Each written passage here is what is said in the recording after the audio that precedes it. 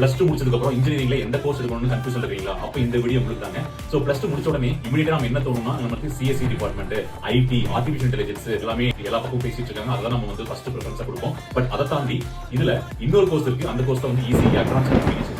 நான் ஏன் இந்த கோர்ஸ் சொல்றேன்னா, நீங்க ஏஐயோ இல்ல கம்ப்யூட்டர் சயின்ஸோ ஐடியோ அந்த மாதிரி எல்லா ஃபீல்ட் எல்லாம் நீங்க பார்க்கும்போது கோர்சஸ்ல ஒன்லி சாஃப்ட்வேரை மட்டும் பத்தி தான் நம்ம படிப்போம். பட் ஈஸிங்கிற கோர்ஸ் வந்து பாத்தீங்கன்னா சாஃப்ட்வேர் அண்ட் ஹார்ட்வேர் ரெண்டுமே படிப்போம். அதாவது சாஃப்ட்வேர் அண்ட் ஹார்ட்வேர் அப்படிங்கிறது என்னன்னா, நீங்க உங்க மொபைல் போன் எடுத்துக்கங்க, உங்க லேப்டாப், உங்க கம்ப்யூட்டர் சிஸ்டம், எந்த ஒரு எலக்ட்ரானிக் கேட்ஜெட் எடுத்தாலும் அதுல நீங்க சாஃப்ட்வேர்ல ஒர்க் பண்ணுவீங்க. ஃபார் எக்ஸாம்பிள் வாட்ஸ்அப்ல நீங்க மெசேஜ் பண்றீங்க, அந்த சாஃப்ட்வேர் வந்து நீங்க அதை ஆப்ரேட் பண்றதுக்கு நிறைய சிப் செட்ஸ், அதாவது ஐசிஸ் நமக்கு தேவைப்படுது. ஐசி மட்டும் இல்ல, எலக்ட்ரானிக் காம்பவுண்ட்ஸ் நிறைய தேவைப்படுது. அதெல்லாம் சேர்ந்து தான் நமக்கு வந்து சாஃப்ட்வேரை ரன் பண்ண முடியும். சோ அது பத்தி படிக்கிறதா வந்து ஹார்ட்வேர். சோ இந்த ஈஸிங்கிறது hardware and as well as software ரெண்டுமே கம்பைன் ஆகி இருக்கிற ஒரு கோர்ஸ்.